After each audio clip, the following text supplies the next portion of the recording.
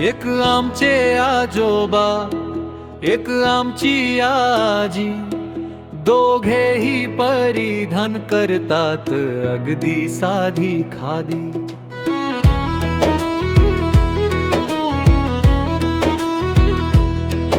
आजी गाणं गात असते, आजोबा हसतात.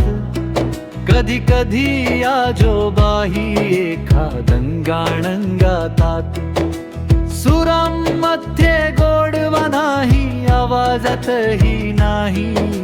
आम्हा मुलांना आवडतं कधी गातात ते गाणी. गोड गोड गोड